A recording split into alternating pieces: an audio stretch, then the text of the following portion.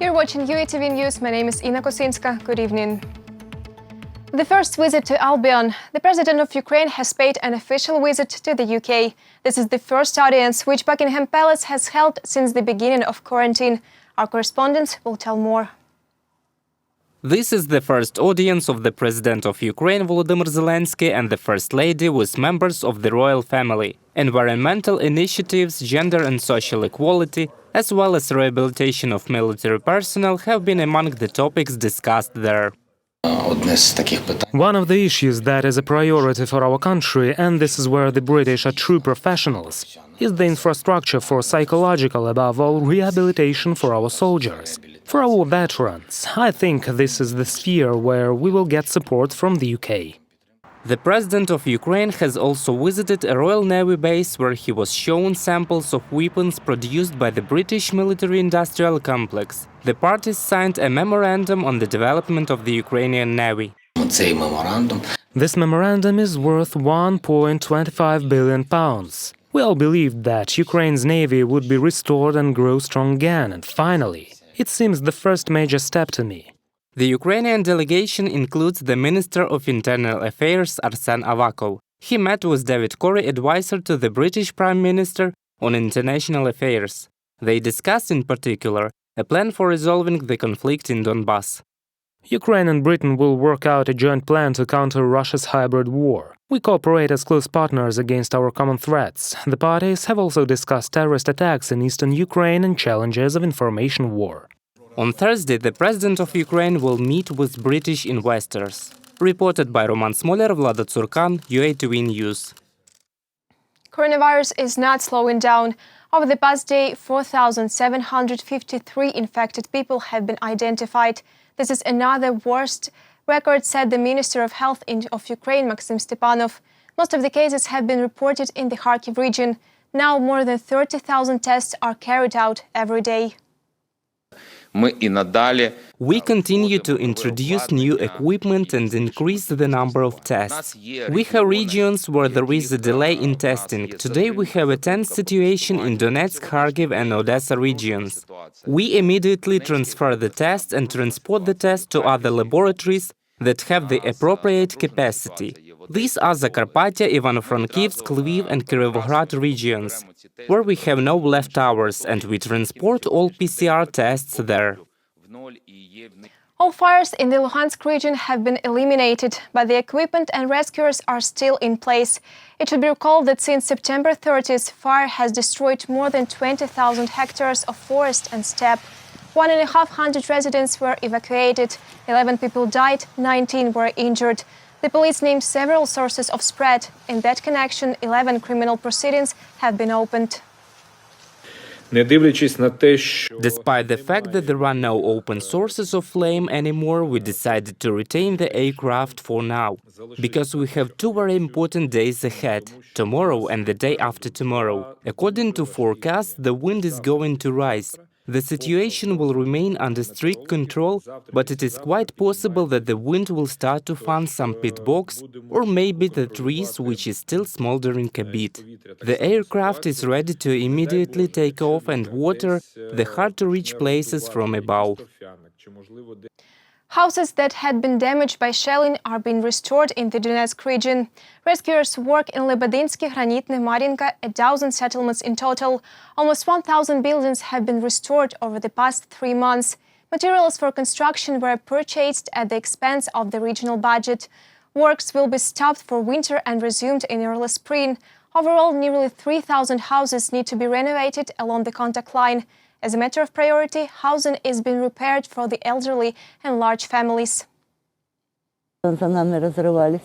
Shells exploded behind us. We had to stay in the basement for over a month. For a month and a half, we used to cook on the fire, and there was no light there. Recently, my daughter removed those bricks from fire pit, but we managed to survive. Gosh, you cannot imagine what we went through.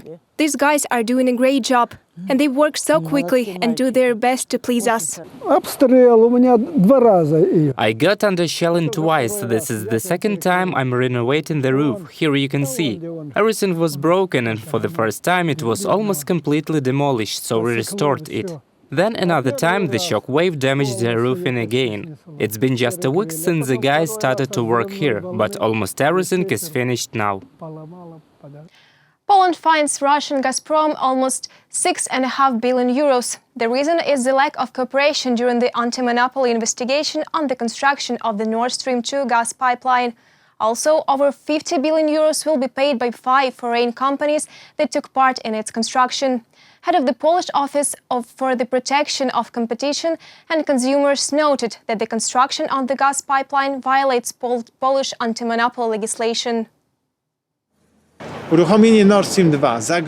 launch of Nord Stream 2 will threaten the continuity of natural gas supplies to Poland.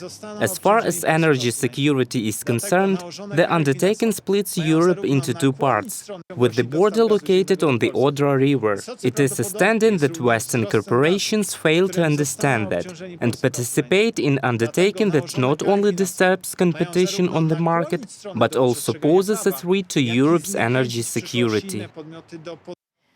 Ukraine is ready to join the international partner sanctions for poisoning of Alexei Navalny immediately on receiving the details of the case.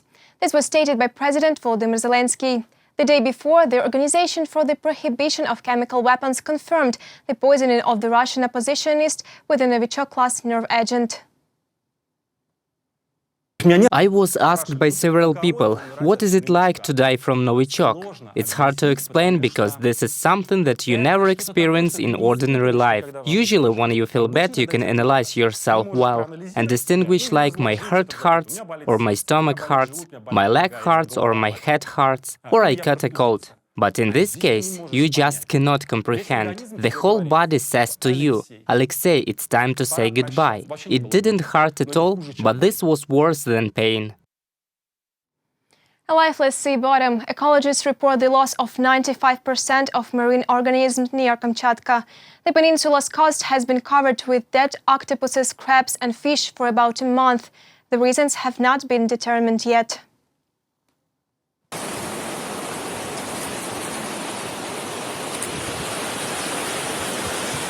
This is how the Kamchatka Peninsula looks like now. Hundreds of lifeless sea creatures and fish have washed up on the Pacific coast.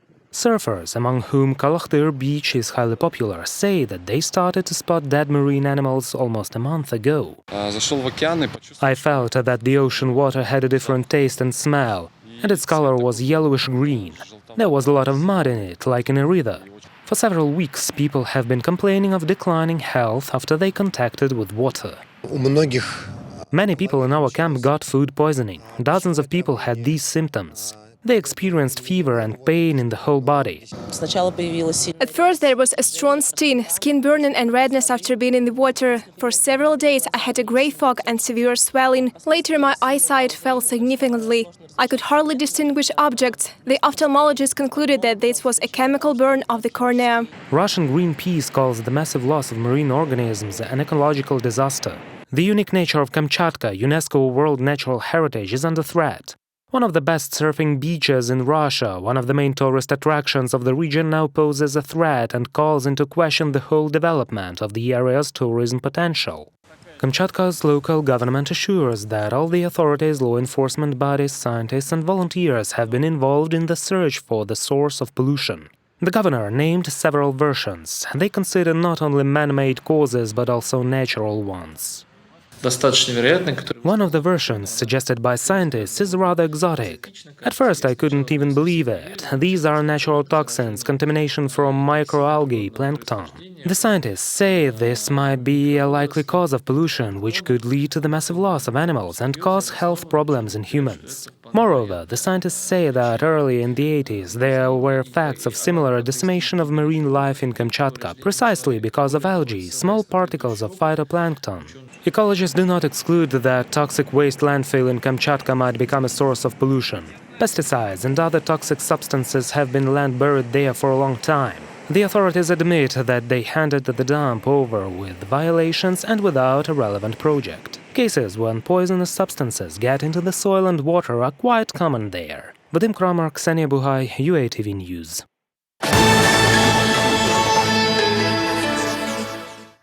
Rallies and protests on a theater stage. A play offended Belarus has been performed in Kherson. The plot is based on real events. The story has been brought to life thanks to a Belarusian playwright and oppositionist Andrei Kureychuk.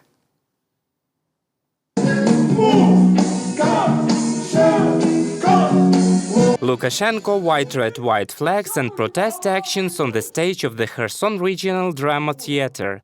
The play features events that happened in Belarus over the last 2 months. The main characters of the play are the authorities, opposition, police and the chairman of polling station, and a young couple that takes part in the protests. For the fact that they do not agree with the election results, they get beaten in jail. Each character has a real-life prototype.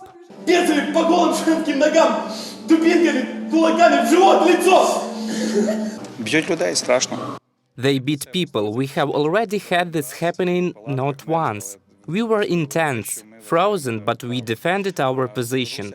The Belarusians find themselves in the period of 90s, when we still had the first revolution. The play is based on facts, interviews with eyewitnesses and materials from social media. These have been collected into a play by a Belarusian playwright Andrei Kureychuk. He is one of the members of the Opposition Coordination Council. I wrote it because I could not remain silent. It seems to me that it will be interesting and useful for the audience to see what is happening in reality in our country.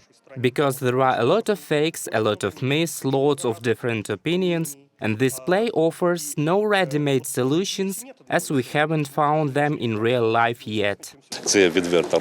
This is a sincere talk about real things. This is true pain, real tears, blood, death, and there is no artificiality here, since everything should be anti-theatrical and natural.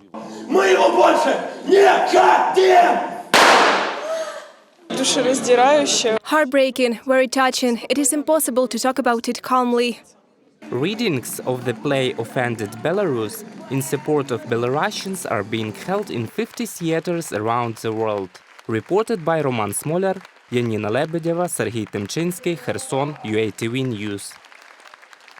An electric drone for transporting people was presented in China. It will be able to take on board 2 passengers and rise to a height of 25 meters. This aircraft has been demonstrated at the Beijing International Auto Show. 8 electric turbofans are launched to lift it into the air.